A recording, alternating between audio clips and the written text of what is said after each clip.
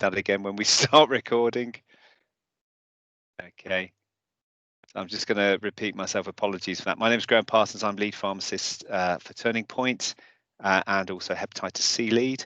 So I'm just going to pass you over to Paul now. Paul, do you want to just introduce yourself, please? You're on mute at the moment. Still on mute. That's it. You're off mute. Go on then. Hello everyone, my name is Paul Huggett. I'm the Hep C Trust peer support lead for the Leicester ODN. Thank you, Paul. And Tom? Hi, good evening everyone. My name's Tom. I work with Graham. I'm the regional Hep C coordinator for Turning Point. Okay, lovely. Thank you very much. So I'm just going to share my screen now.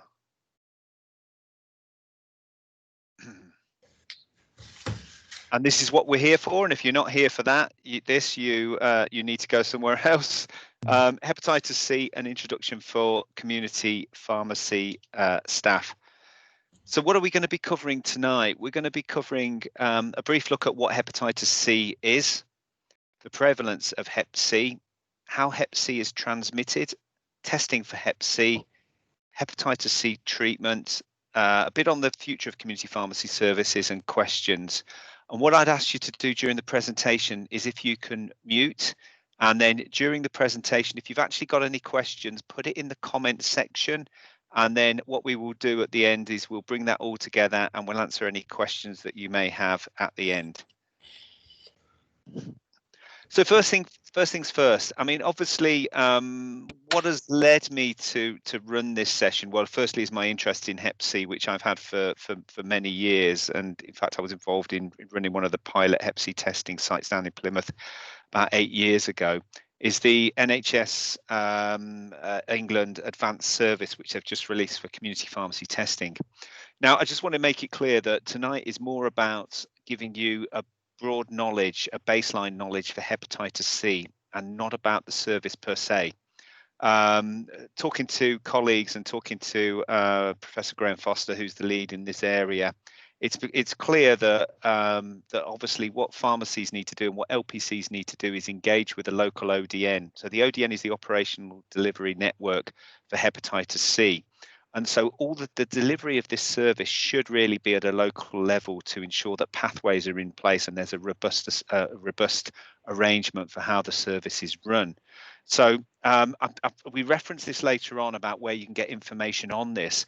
But what I would say to you is that if at the end of the night you think, yes, we really need to do this, I want to do this, you need to be liaising with your local pharmaceutical committee and talking to the local ODN about how you can operate this within your area, and I would encourage you to do that. So a bit about hepatitis C. So what is Hep C? And apologies if you're at a level where you understand what Hep C is and you've got a bit more knowledge, but I am taking this back to to basic principles to ensure that people have an understanding of Hep C. So Hep C is a bloodborne virus. It's primarily it's transmitted through the blood route, and we'll go on later on to talk about what the main routes of infection are. It affects primarily the liver, and there are many different genotypes. So within the virus, the Hep C virus, there's many different subtypes. In fact, there's six different types and subtypes within that, and these are known as the genotypes.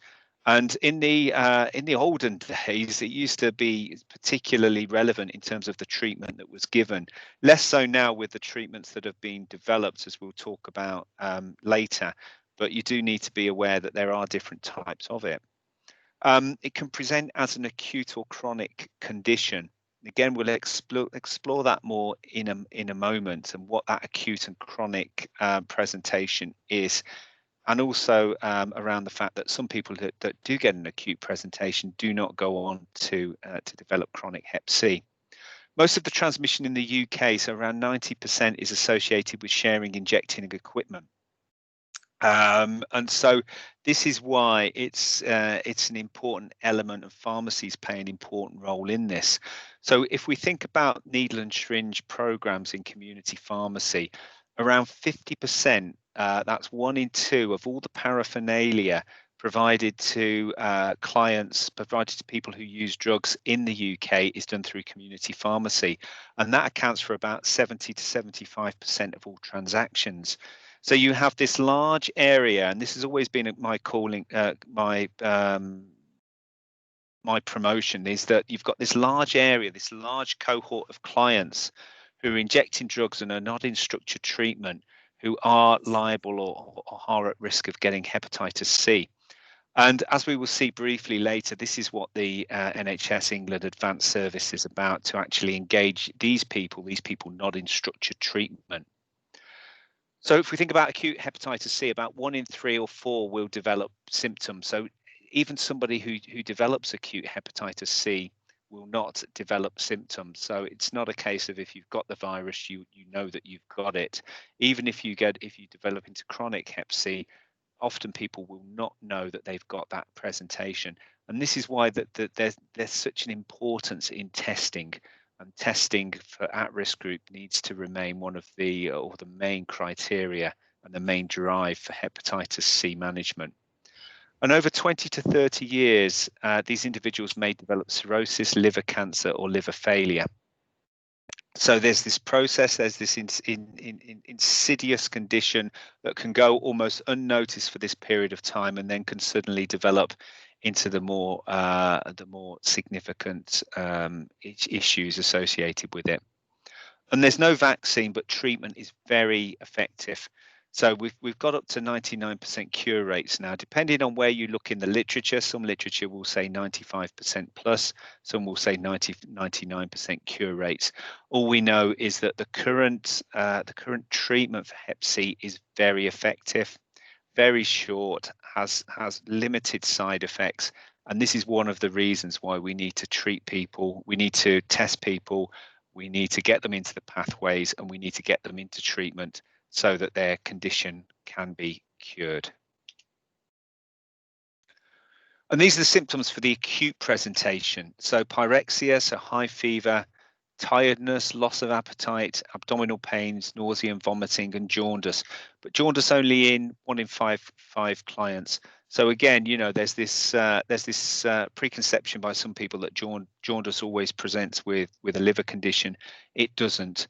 So you've got this acute presentation where up to 33% will get symptoms, and not everybody will have jaundice. So you can see from that the presentation of acute hepatitis C is actually very difficult to pick up from the symptomology. And if we look at the chronic symptoms, you can see here that they're not really does not really support the differential diagnosis of chronic hepatitis C. So we have tiredness, joint and muscle aches and pains, feeling sick, abdominal pain, brain fog, so that feeling as if you've got cotton wool in your head and it's hard to think, which is often described when you're on high dose opioids as well. Mood swings, depression, anxiety, indigestion, bloating, itchy skin. So they're not really definitive in their answers. So, you know, we have to be aware as well that if somebody goes on to develop chronic symptoms, again, the symptoms will often not predict that somebody has chronic Hep C.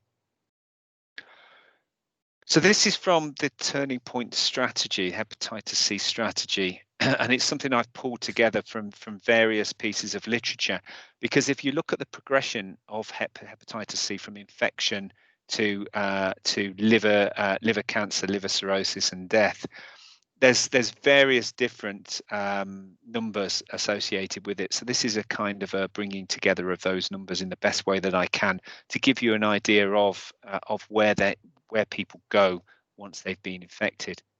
So if we take 100 people who are infected with hepatitis C, about 75 of those people will develop chronic hepatitis C after around 6 months.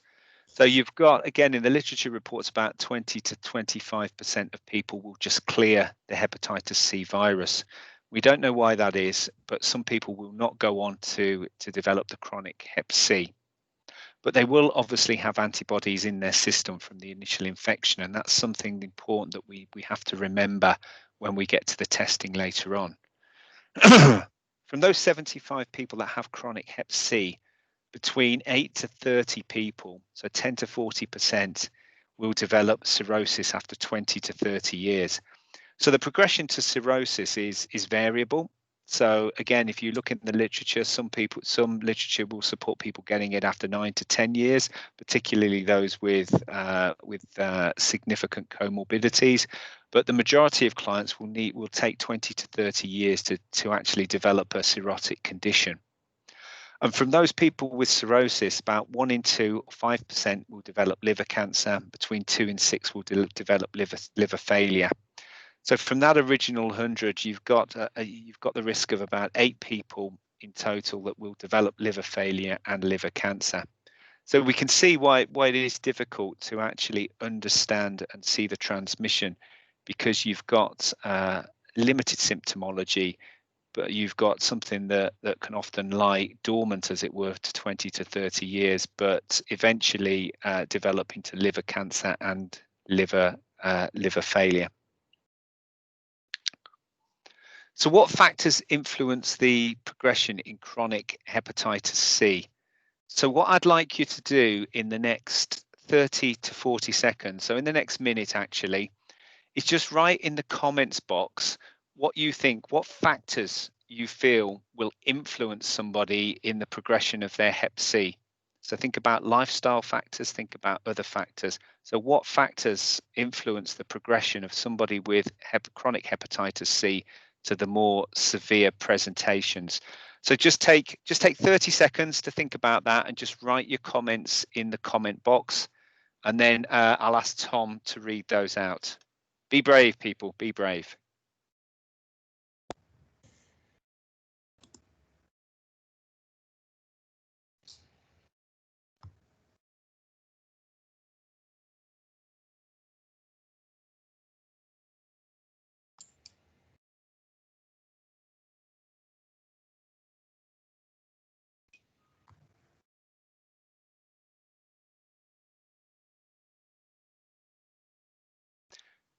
So Tom, have we got any brave people out there who's dared to put some comments in the comment box?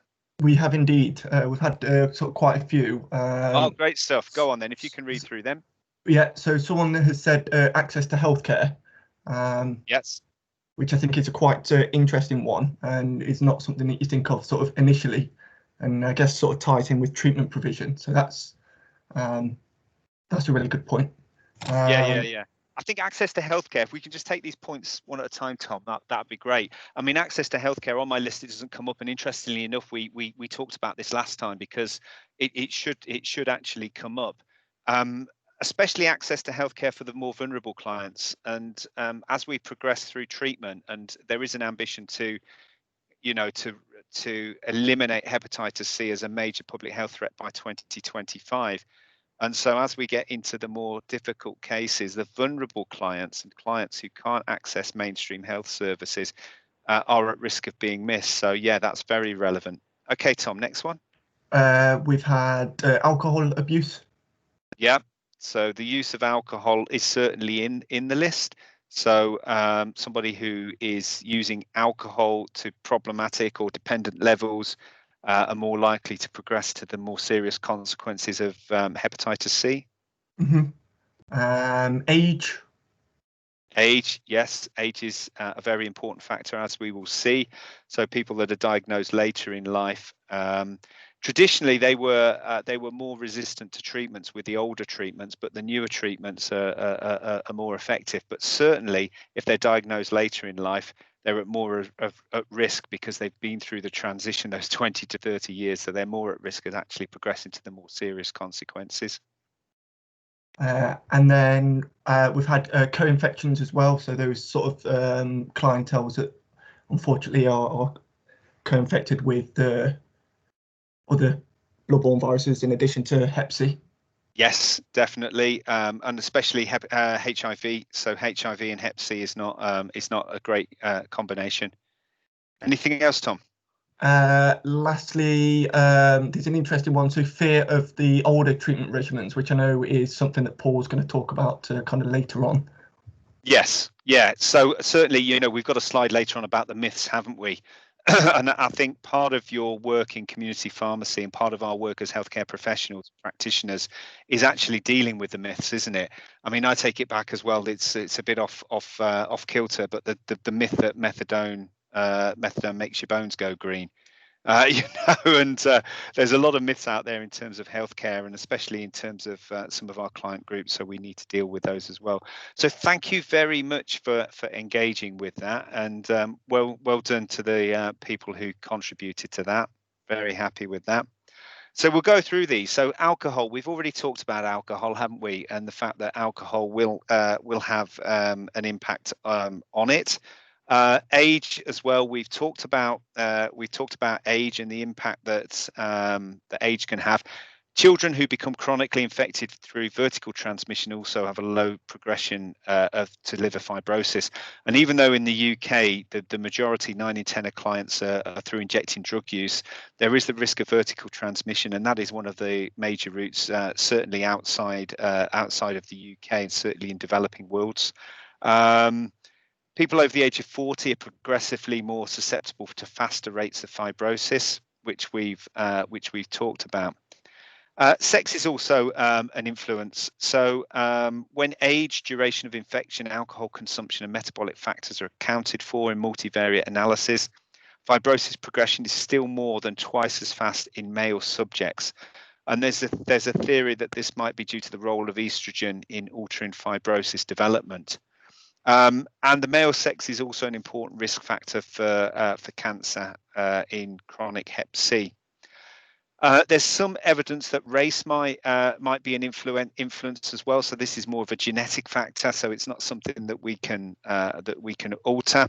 African American people are less likely to progress to cirrhosis, and there's faster progression in Latino clients.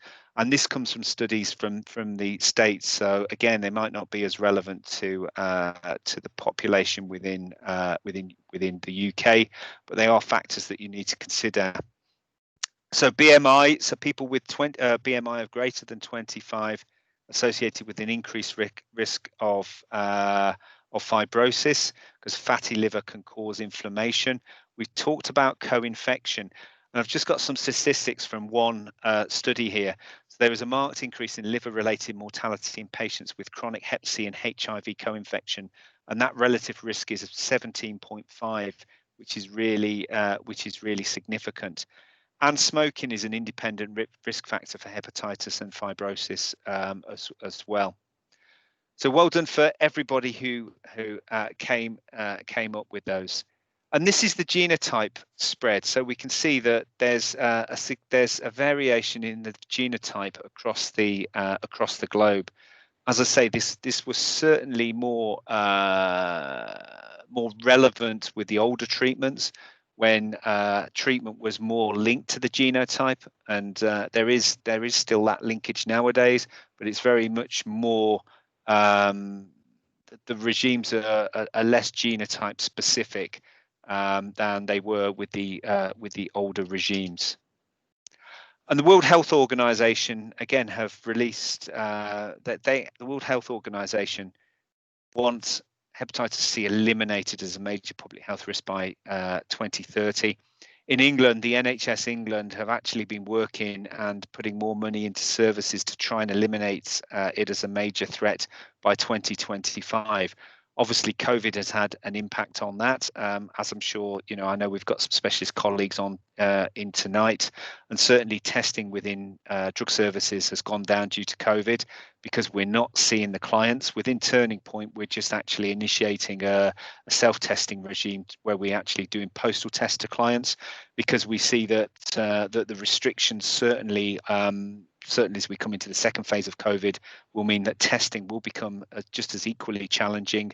And for a period of time during the first phase, ODNs and specialist services were not taking clients on, because obviously many staff in specialist services were pulled away to actually manage COVID wards and COVID beds. And unfortunately, it looks like we might be approaching that stage again, unfortunately. So the prevalence of Hep C, there's an estimated 71 million people globally live with chronic Hep C. infection. That's about 1% of the global population.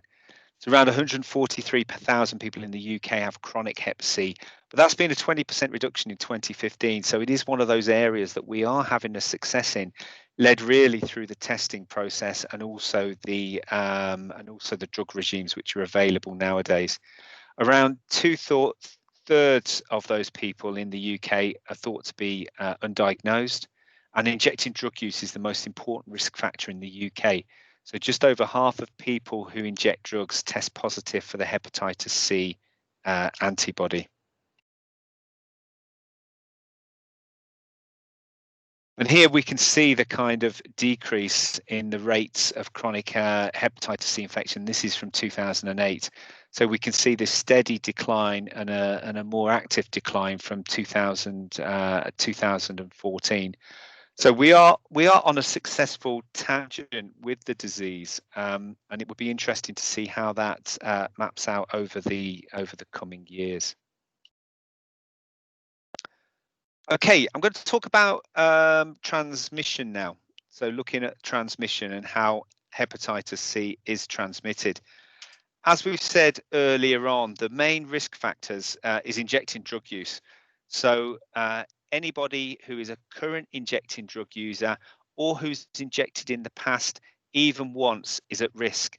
So, you know, if you're going to deliver this in the pharmacy, you know, if people are collecting needles, or even if people are coming in and using the service and say they're not injecting, they're collecting for someone else, anybody who has injected previously should have a test. And that test for people who are continually to put themselves at risk should be every 6 to 12 months. The window period for antibodies actually appearing is around 6 months. So in theory, it should be every 6 months, but windows are often stated as 6 to 12 months, depending on local commissioning. And obviously, it does cost to do hepatitis C testing. So what I would say to you is you know, ask people about their current injecting and their past injecting.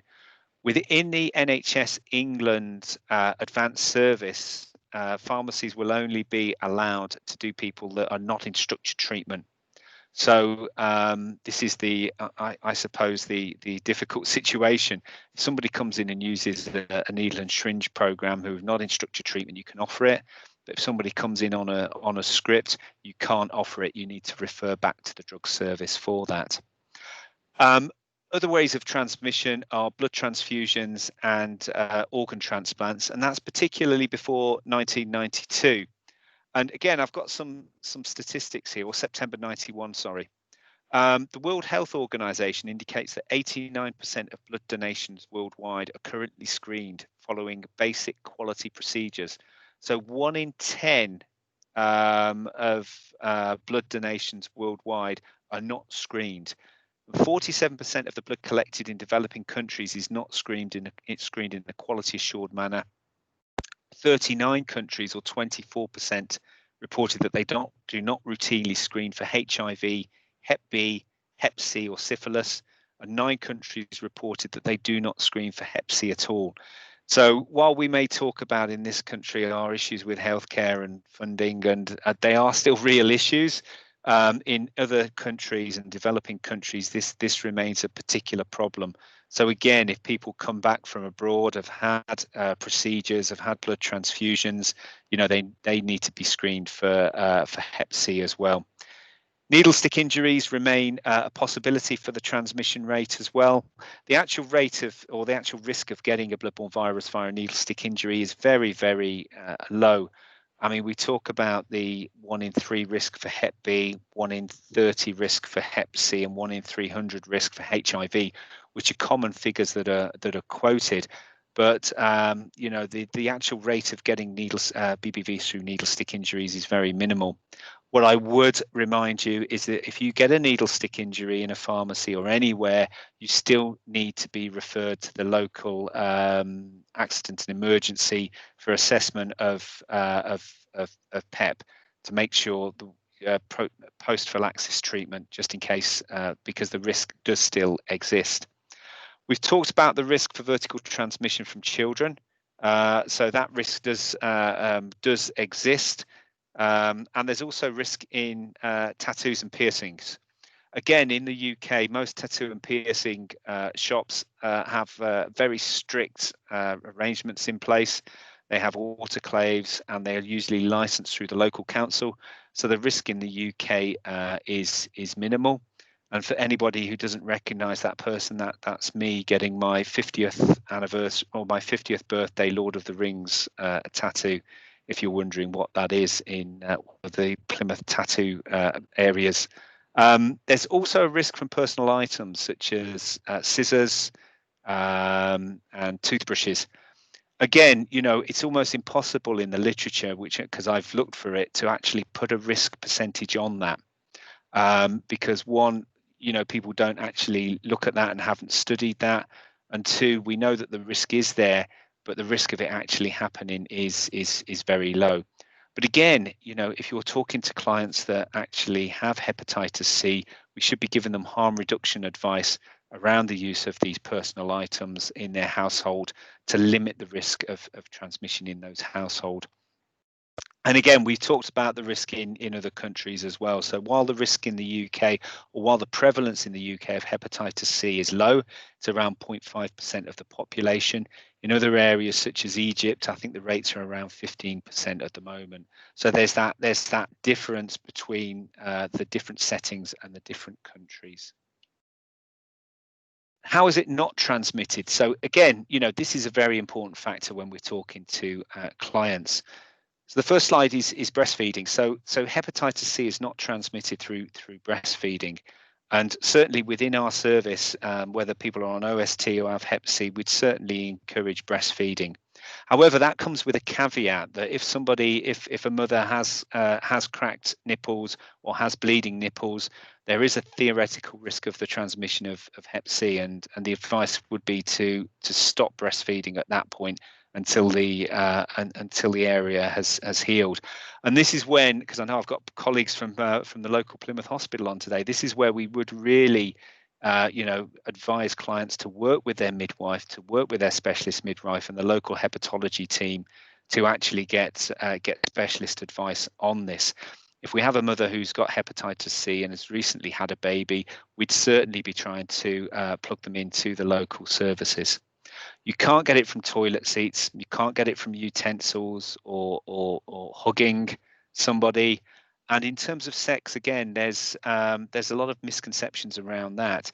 If somebody with hepatitis C is in a monogamous relationship, a steady relationship, is not sharing sexual partners, and is having sex that is unlikely to involve blood, so that's either sex outside menstruation or sex that's not likely to be traumatic, then the chance of actually passing hepatitis C is very minimal. So again, I've got some details here from a study looking at 895 monogamous heterosexual people whose partner was chronically infected with Hep C. So over a 10-year period, none of them were infected by their partner. And these couples denied having unprotected anal sex or vaginal sex during menstruation. And so, again, you know, if a woman was menstruating and she didn't have Hep C, again, you could argue that the risk is low there. But certainly, the advice that we would give is if you're not in a monogamous relationship, if you're a man who has sex with men where trauma could increase the risk of bloodborne virus transmission, or if you're having sex where blood may be possible, so if you are menstruating, then we would recommend the use of a barrier contraceptive at that point. Okay, lovely, thank you. So I'm going to bring Paul in now, because what we've talked about there is the transmission of hepatitis C, and we've focused really on the fact that certainly injecting drug users are at a higher risk, certainly in terms of the risk of getting hepatitis C in the UK. So I'm just going to ask Paul to come in now, and Paul, I want you to talk about a bit about your past, if you're comfortable with that, and about how you think that you contracted hepatitis C and what you were doing at the time, and and I suppose your journey into hepatitis C, if that's not too broad a way to put it. So over to you, Paul. I think you might be on mute, Paul. There we go. Okay, am I? Yeah, thank you. Yeah, Greg. we can hear Paul. Cheers. Cheers. Like I said before, my name's Paul Huggett. I work for the Hep C Trust and the NHS. I'm peer lead for the Leicester ODN. I'm a lead health worker and I specialised in addiction and substance misuse. But before then, I've got a bit of a past and a bit of a history. I spent 20 years in active addiction. You know, I was IV using, growing, injecting, anywhere I could get it really. And I experienced all that comes with it, you know, the shame, the guilt, disowned by family, the isolation, homelessness. I spent years in jail for drug offences. I had the health concerns. I had DVTs. I contracted hepatitis C through sharing needles, using dirty needles and other paraphernalia like spoons, filters, and water even. You know, we used to go and score and all go back to a house. We might have clean pins, but we'd all draw water out the kettle. You know, and if somebody's put a dirty pin in that kettle before me, that's a transmission route. And even though I understood I could catch something, the drugs had such a hold over me, I did it anyway. And the truth is, I could have caught it on many different occasions, because if I had drugs and no injecting equipment, I'd have used anything just to get them in me, you know. So I caught it through poor injecting practices. Okay, that's great, Paul. And I suppose while we're not talking about this directly, I suppose there's certainly a role for community pharmacies as well around needle and syringe provision, and you know, providing that, and also providing education for clients who come in who are asking for needles, and I suppose and other paraphernalia. And I suppose in the past we've also talked about things like naloxone and reducing drug-related death. So, I mean, what would be your advice to pharmacists who are providing needle and syringe programs around how they talk to clients who are coming in for exchanges? Any advice that you can give them on harm reduction about what might have influenced somebody to make the right choices around their injecting practices or drug use practices? For me, I'll just explain the risks, and I do. Harm reduction is one of the biggest part of my jobs. The reality is drug users are going to use drugs. You know, there's not a lot we can do about that until they're ready. So in the meantime, let's make sure they know exactly how to do it safely. You know, and that's the big thing. I mean, a lot of people think a clean needle, they're okay. They don't understand about the water out the kettle or sharing a spoon or a filter. You know, they think because they've got a clean needle, they're all good. And that's not the case. Yeah, I mean, there's a lot of paraphernalia, isn't there? And I think it's also important for pharmacies to understand that, you know, a lot of pharmacies have NSP programs where it's just packs. However, there's specialist provision at the local specialist service as well, and they will often provide things like Danny cups, which are cups that you can put your drugs up with. Even water for injection for people that can't get hold of sterile water. So that harm reduction message, I can't promote that enough. And for people that are interested, they can contact Tom or me afterwards. There's actually a new training program that has been published by Exchange Supplies, which has been written by Dr. Jenny Scott from Bath University on education around needle and syringe programs. It's well worth actually looking at that. It's about an hour and a half's work, so that might be interesting for people to engage with as well. So Paul, thank you for that. Thank you for your candidness around that, and I look forward to bringing you in the next 10 minutes as well to further our discussion. Thank you. Okay, I'll put my face back on now. Okay, and again, you'll have a chance to ask questions for Paul at the end. So if you've got any specific questions for Paul, please put them in the text box, and Tom will pick them up with Paul and myself at the end. So hepatitis C testing. So testing is not as easy as some people would have it out to be. Well, it's easy in terms of doing the test, But around the interpretation and understanding the different tests that are available, a little less so. And I think what I'd like you to do here is just to give you an understanding of the different tests, but also the interpretation of the tests. So in terms of the test, there's two main parts of the test that you're going to be getting involved with. Well, one part of it, but there's two main parts to the simple test. There's the antibody test and the polymerase chain reaction test. And we'll go on to some of those in a moment. The test can either be a blood test or an oral fluid test.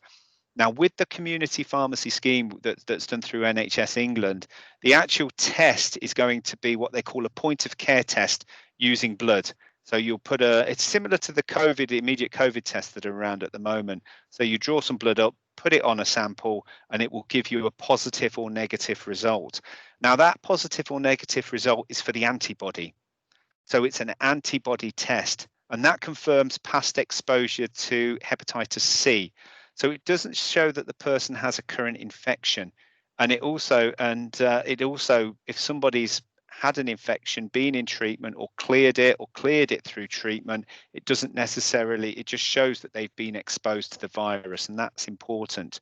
And this is the area when, working with the LPC and the local operational delivery network, you'll get to know what the pathway is for referring people in. And I know, talking to Paul earlier on, and we'll talk about it later on, understanding the local pathway in terms of getting people into treatment is really important. So the PCR test is what, and again, let's think about COVID here because it's in the news. The PCR is what they call the antigen test. So it's actually looking for the active virus, and it confirms chronic infection within the person who's presenting. And we talked about the window period of 3 to 6 months. In general, the literature talks about 3 months. So it would take 3 months for antibodies in general to show. So again, if you've got somebody coming into the pharmacy who's injected once or thinks they've only put themselves at risk once, and that was in the last week, and they want to test, we would encourage you to test, because it may be that they might have actually put themselves at risk many months ago or years ago, because I think, as Paul has said here, sometimes the life of a person who uses drugs can be chaotic. And even though that person just sees that one episode, it might have happened in the past. But it's also important that if somebody thinks that they've just put themselves at risk once, and that's been within the last 3 months, if they test negative, they should come back for a further retest after that 3-month window period, just to see if they have antibodies present. And you can become reinfected with hepatitis C. So if somebody actually gets treatment and clears it, there is a risk of up to 1 in 20 reinfection rate following successful treatment. So it isn't a case of you've cleared it, that's fine, you can go on participating in risky behaviour. The chance of you actually getting it back after that is minimal, but there is a chance there. And for people that continue to be at risk, we would recommend that testing is repeated at least annually, but preferably at least every 6 months for those who continue to be at risk. And as I say, this is not about the NHS specification, so I would encourage you to read the NHS specification for the advanced service about their repeat testing procedures. Okay, and that's just some examples of testing there. So on the top left-hand corner, we have what's called the dry blood spot test, whereby a sample is put on the card, the sample is dried, and then the sample is sent away for a lab. With that procedure, we can do an antibody test, we can do an antigen test, and there's some laboratories now that actually do genotype testing, so they can actually tell the type of virus from that test as well. The one in the middle is a capillary test. So this is something that is coming soon. So capillary tests are available, but we're hoping that next year there'll be a pilot looking at this within specialist services. And the capillary test gives a larger blood sample, but it's still effectively a blood drop, and it's drawn up through a capillary tube. Again, with that, I've been told that we can get the antibody, the PCR, the genotype, and I've been told from various sources that you can also do LFTs through that route, although I've not got that actually confirmed. The last is the venous sample, and we'll come on to the end about the advantages and disadvantages of those.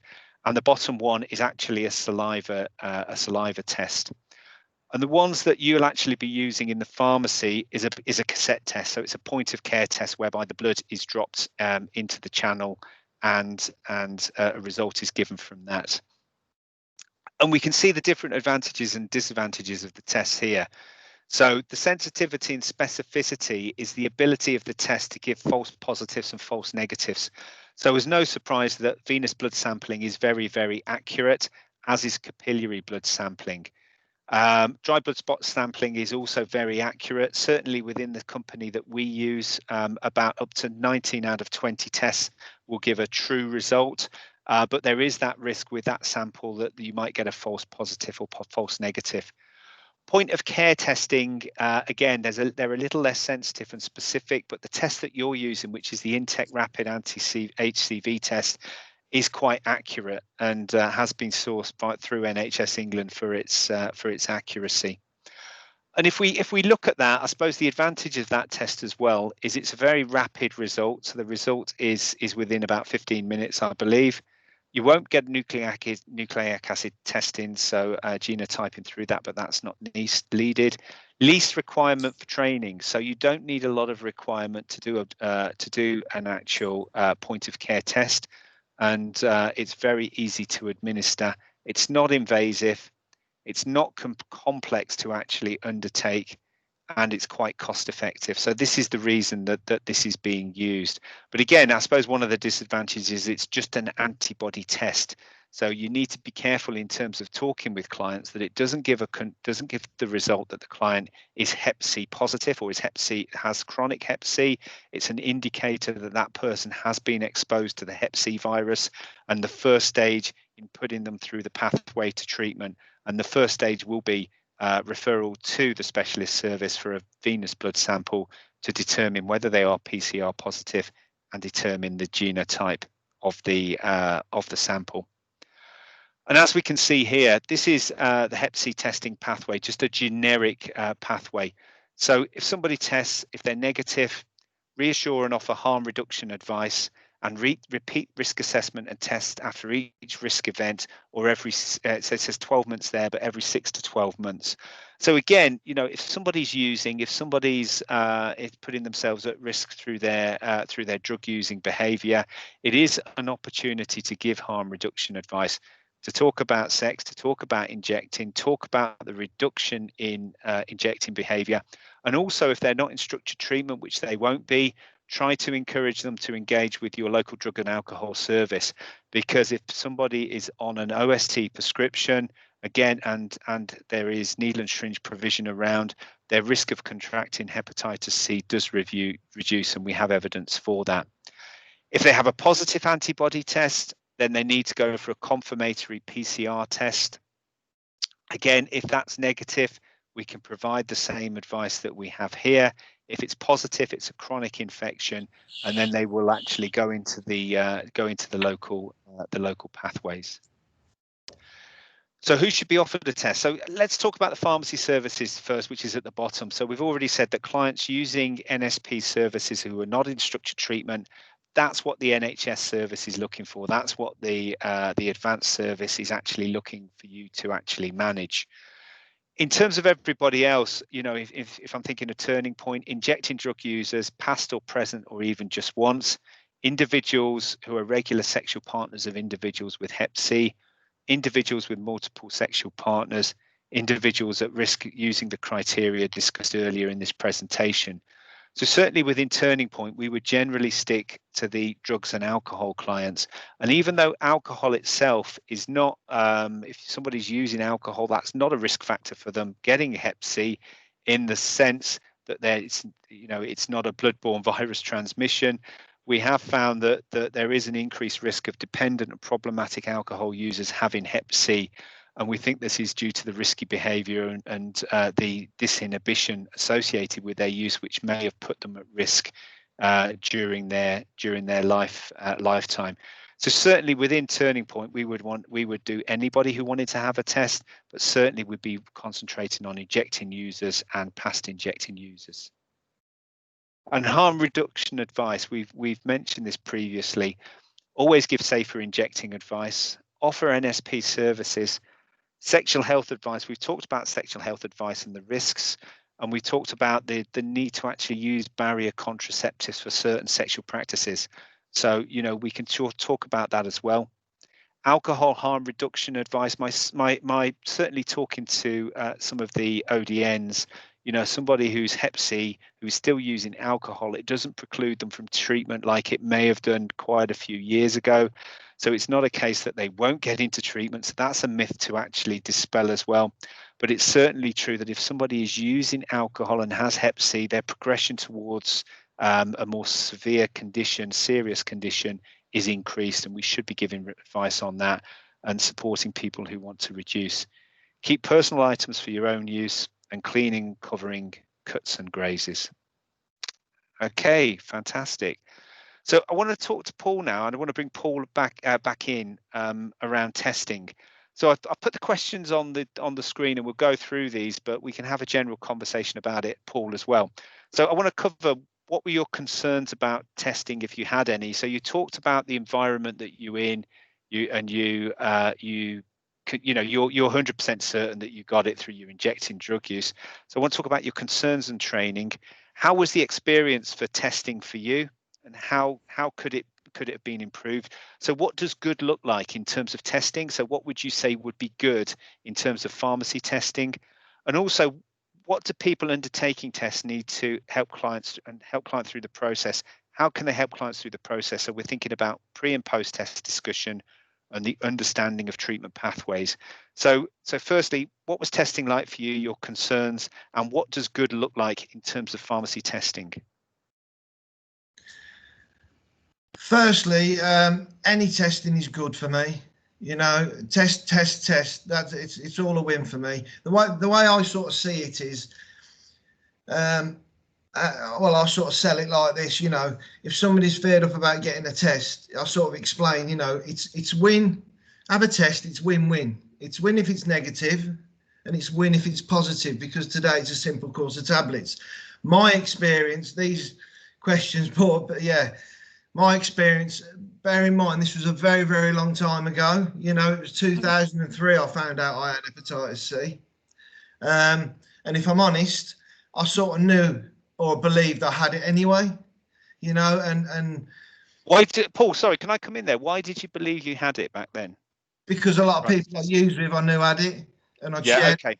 You know, it was quite common. We were quite hardcore users, you know, and I knew a couple of friends who had it. I've shared with them, so I was pretty positive I had it anyway. Okay. But the thing was, I sort of dodged the test in the community, you know, because through fear, you know, I really did. I didn't have a test in the community. You know, I dodged the test for many, many years, always making excuses and darting out the way. I just didn't want one, just due to fear and how scared I was of it. My experience of a test, if I'm honest, was horrendous. Like, I avoided tests in the community, and as luck would have it, you know, I got sent to jail. I was a naughty boy, and as soon as I got to jail, they tested me. I thought it was compulsory, so I just went along with it. You know, I didn't think I had a choice. 2 weeks later, I got called back to the healthcare to be told I had Hep C. And all they did was say, "You've got Hep C," and they threw me back in my cell. That's exactly what happened, you know. And there was no talk, there was no information, you know, nothing. I mean, this was 2003, and I basically thought I was going to die, you know. At the time, I just felt I was a number, I was a convict, I was an addict, you know, I had a serious hatred of self. I didn't care about me, I didn't feel anybody else cared. It was a very dark time in my life.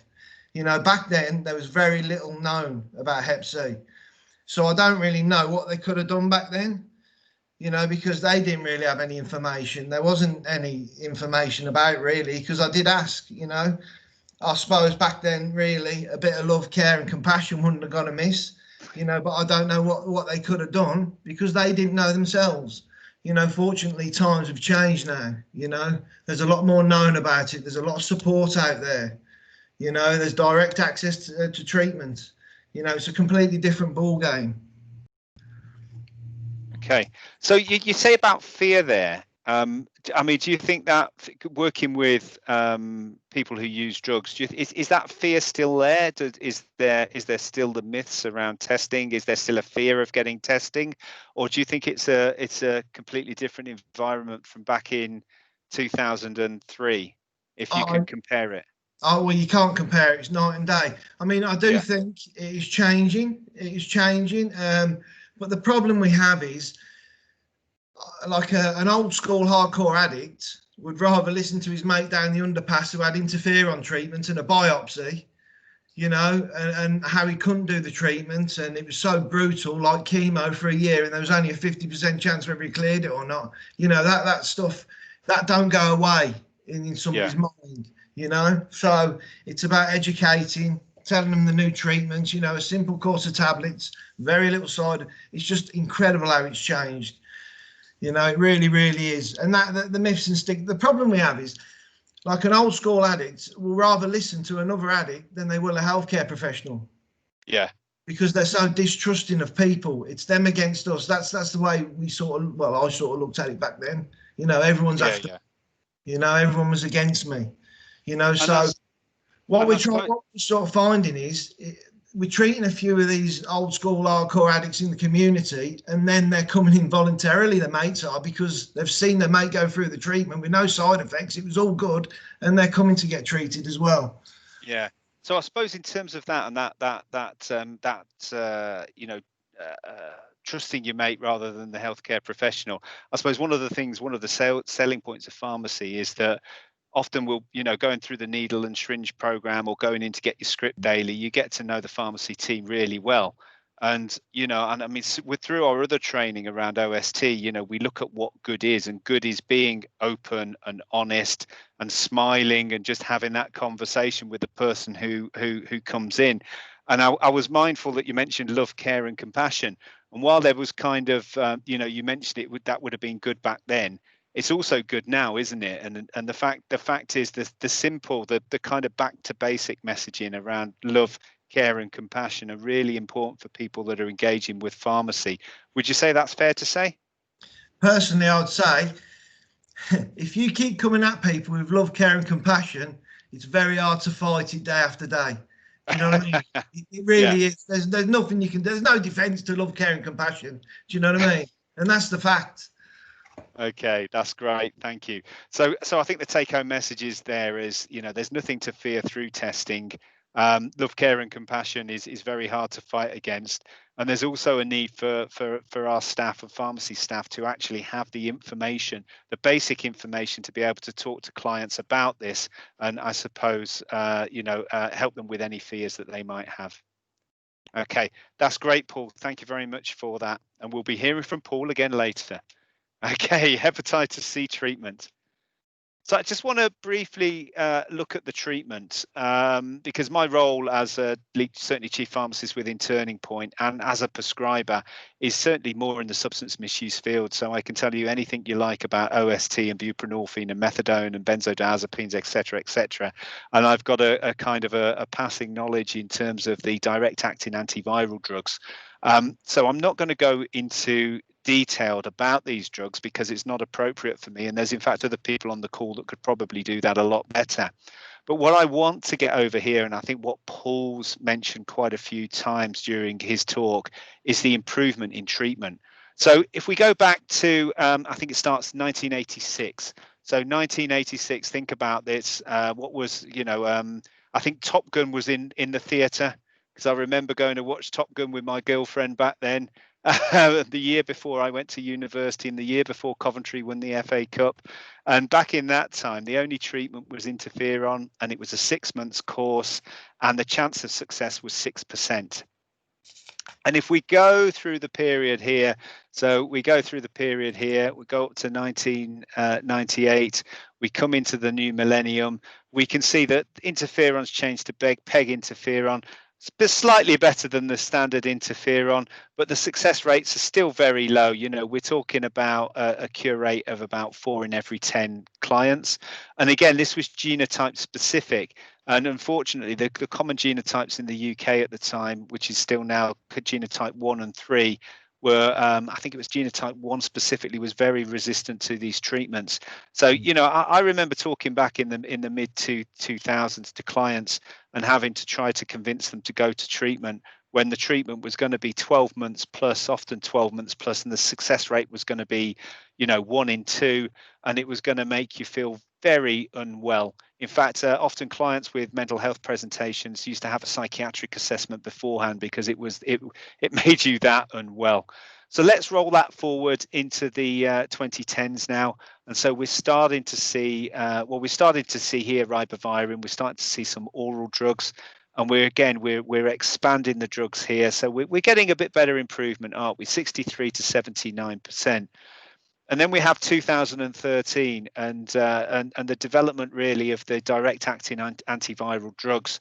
And we start seeing here a reduction in the regimes and also a higher success rate. And you'll notice from that chart earlier on, it was about 2013-14 that the prevalence rate started to decrease, almost linked in with the appearance of these drugs.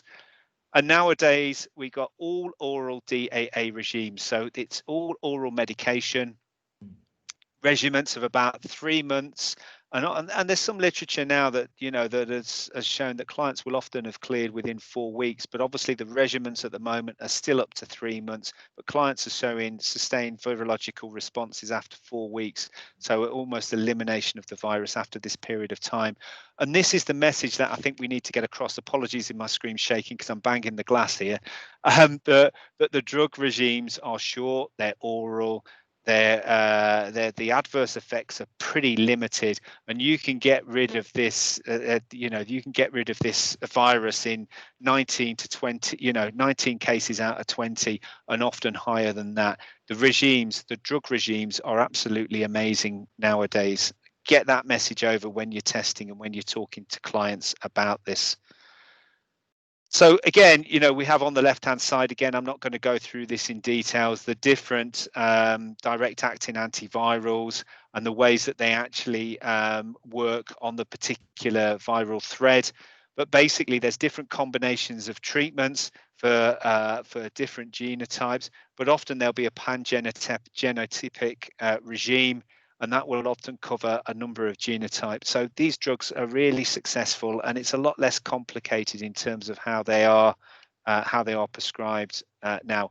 And there's very few negatives. So as Paul says, you know, we need to fight the myths that often go along with this. And if we look at some of the myths now, and Paul kind of mentioned some of these, didn't he? You know, I heard Hep C treatment is hard.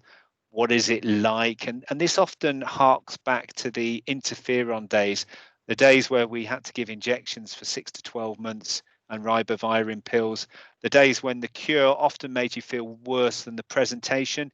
If you imagine somebody getting diagnosed, Paul, who knew that he had it, you know, because of his user population, but he didn't, I think from what I asked him, he didn't feel that he had it with the symptoms.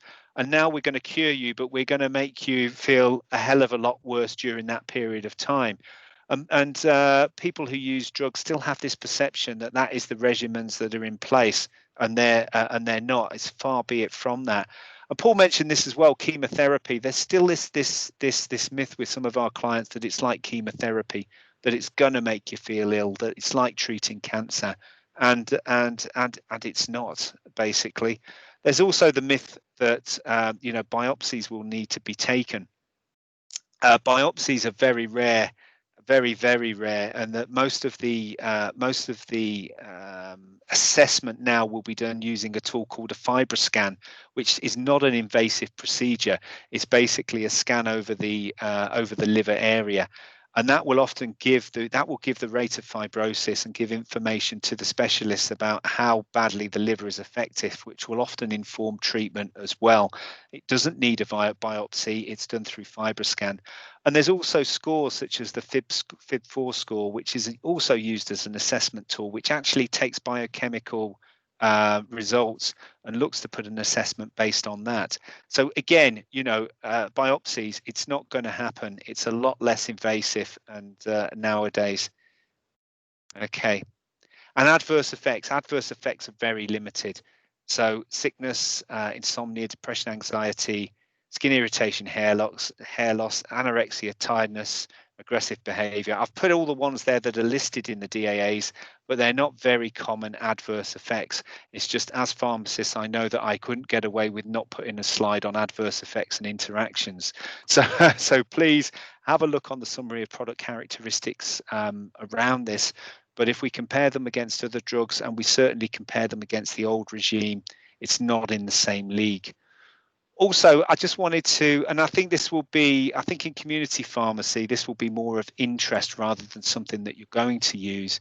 But there's a great hepatitis drug interactions checker from the University of Liverpool.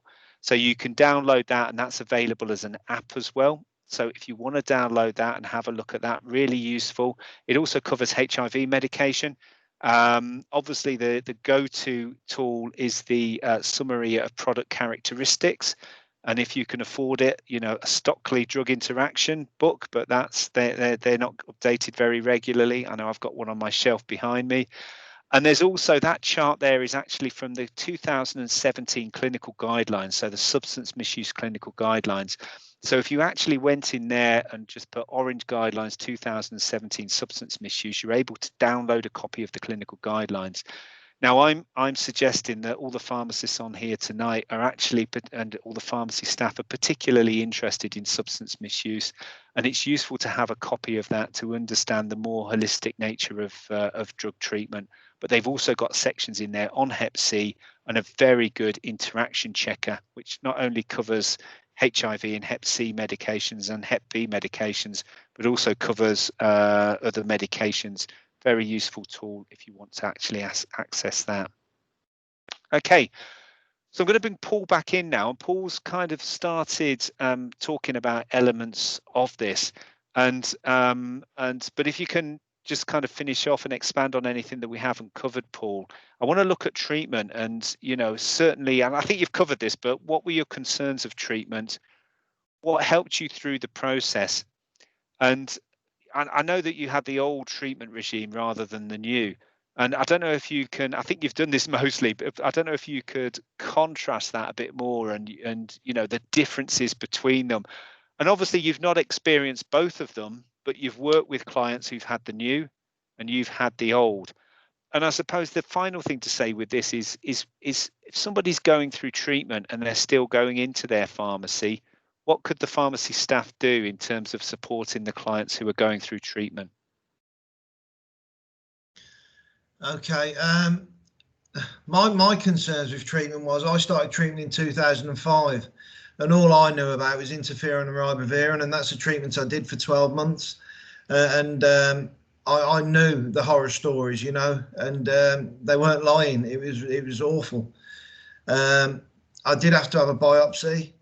And that was a bad experience. Before I started treatment, it was a horrific experience. I had to go to Addenbrooke's Hospital. They laid me on a bed. They got this big rod, stuck it through my ribs, scraped my liver. And then they said to me, you got to lay there still for 4 to 6 hours because you can bleed out and die. You know, and that scares you. You know, and this is all the stories that I heard, and it all came true. And the treatment was brutal. I used to have to inject myself on a Monday with the interferon, taking tablets every day as well. I'd be in bed then till Friday, sort of feel a bit better Saturday and Sunday, and have to do it all again on the Monday. And you have to do that for a year. The only thing that helped me get through this, and if I'm honest, is I was in jail, you know, because I didn't want to eat. You know, it suppresses your appetite. The jail were really good to me. You know, they fed me 3 meals a day. They bought me my medication, you know, because that's a big thing, you know, remembering to take your medications. You know, so that's what helped me through the process. And the difference is with the old treatment and the new treatment is just night and day. You know, I did have an horrific experience. I was very fortunate that I cleared the virus after 12 months. I wouldn't want to do it again, I've got to be honest. But the new treatment now, I've supported, and when I say hundreds of people through treatments, that's not a lie. You know, that's fact. And out of those, say, well, it was 330 odd we got through last year. And I would say out of that, we probably had about 30 odd who sort of had not bad side effects, but the odd headaches and stuff like that. Now, if you compare that to what interferon did, You know, it's night and day. And how I describe it when I'm doing training, that is, the old treatment is like dropping a bomb on Birmingham to get rid of a rat. The new treatment just gets rid of the rat. You know, there's no, that's it, simple as that. You know, it just gets rid of the virus. So really, when I'm supporting them, I say, listen, you don't know you're born, you know, because it's true, they don't. It's absolutely amazing, the treatment is, when you actually think about what it's doing, you know. And it can also be a catalyst for change, to be honest with you. You know, I'm not saying I sorted myself out straight away after, but it was definitely, you know, the impossible became possible. And that's where change, you know, can come in. So it's really, really important. The new treatment is amazing, you know, and it's not hard to sell, to be honest with you, you know. So I'll leave it there. Cheers. Lovely. That's great, Paul. I think you've got your experiences and the differences between the new and the old over really, really well. Okay, so the role of community pharmacies. So as we said, you know, the BBV screening, or the Hep C screening national program, is available from the 1st of September. Now, this kind of came down the sidelines and was released the same day as the annual flu vaccine program, which is going to be the biggest flu vaccine program ever in existence. So, you know, I understand where pharmacies are and LPCs are in terms of delivering this, but, you know, you still have a conversation with your LPC around it. I think the pharmacies that will really see a benefit with this, and the pharmacies that will benefit clients, will be those NSP pharmacies, those providing needle and syringe programs, specifically, and especially those that have a large cohort of needle and syringe clients. I mean, anybody can offer it, but I think those are the pharmacies that will really benefit from offering it and will benefit their clients through offering it. Hepatitis B vaccinations, I'm aware that some pharmacies are doing that through through PGDs. So that's an area pharmacy could get involved with in the future. And this goes beyond really the Hep C. Naloxone distribution, certainly during COVID, Turning Point has been quite active in rolling this out in a number of areas. And we've now got naloxone distribution through community pharmacies in 4 areas, and we're starting to roll it out to a 5th area in City of London and Hackney next week. And I think there's some people on from Somerset who are on the call, and that's certainly one of the areas locally that we run it. And at a recent conference, they were talking about HCV medication distribution through community pharmacy. There's always been a lot of issues around the logistics and costs of doing this and how it's budgeted. But maybe this will be something that will be rolling out in the future as well. In addition to that, you know, consider the bread and butter, as we call it, supervised administration of OST, which has a good evidence base for reducing clients' risk to BBVs, dispensing of OST, sexual health, needle and syringe provision, general health care advice and signposting, and smoking cessation. Clients who are in structured treatment on OST, the percentage of them who smoke is around 68-70%, and yet in the general population it's 16%. So please, you know, be aware of that with our client group as well. And finally, I just go back to Paul. Paul's obviously talked about the Hep C Trust and the fact that he works for the Hep C Trust. So I thought it'd be nice just to finish off with Paul talking about the role of the Hepatitis C Trust, what they do and how they can support clients and professionals in helping people who have Hep C or may require testing for Hep C. So over to you, Paul. Okay, the Hep C Trust was formed in about 2000. It's a charity, and it started off for people found out they had hepatitis C. They were all sitting in a coffee shop, and like I said, there was no information about it. They couldn't get any information, so they set up the Hep C Trust, and it started as a helpline, and then it sort of morphed into peer leads, and now we're sort of in every ODN, people like me, and the job is basically engage, test, treat. But what we pride ourselves on is proper peer support. For example, you know, I mean, if I start someone on treatment, we see it through, you know, and people who ain't got phones, we can't get hold of them, we'll buy them a cheap phone, you know, I'll pick them up, bring them to their appointments, we'll get them bus passes.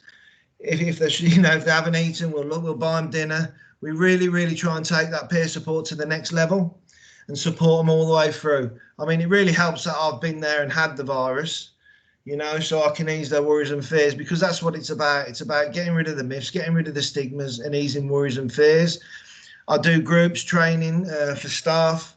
I do peer groups in drug services and rehabs, and just basically educating, you know, educating on the new treatment, the pathways, and how simple it all is, really, you know. But it's that providing that proper peer support. That's what I and I'm blessed. I've got the best job in the world. Every week I'm telling people who have been identified with Hep C, and when they find out they've got it, they're in bits. A couple of months later, you're telling them you've got the all clear. You know, the joy it brings is just next level. It's absolutely fantastic. And if anybody needs any information, any training, any support, or any patients need support, give us a ring. We'll be there in a flash. No drama. When you say give us a ring, you're talking about a Hep C Trust, Paul, aren't you? You don't want people from Somerset giving you a ring for support. Hep C Trust a ring, and somebody from the Hep C Trust will be there in a flash. And what I would encourage you to do is talk to your LPC about the Hep C Trust and see if they can engage with them in your area. But again, you know, I mean, this work in testing is about collaborative working. And you know, I'm aware that we've got some people from outside Turning Point areas tonight, which is great, and you know, we're happy with that. Originally it was just Turning Point because we wanted to make sure we linked in with everyone. It's important that, you know, when you're doing this, that you don't isolate it and do it yourself, that you contact your LPC, that you talk with the ODN, that you engage with the Hep C Trust, and you work out how you can do the testing which supports clients. It's not just about testing and that's it.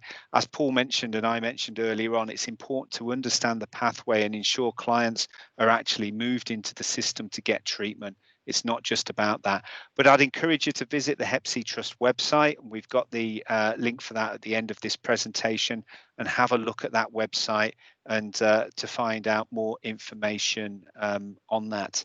So thank you very much. That's the end of the formal presentation. I'm just going to stop. Well, I won't stop sharing the screen yet. I'll just show you a couple more. Corporate risk register. We don't want that, do we?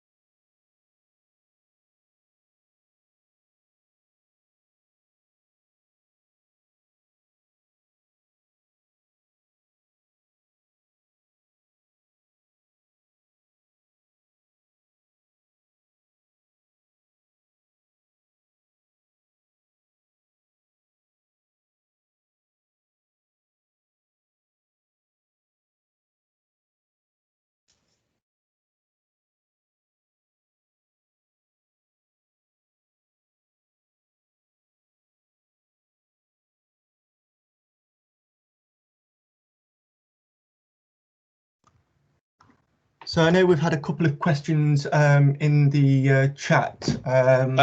Sorry, Tom. Apologies. I closed the corporate risk register down and closed myself off, so I've just come back in now.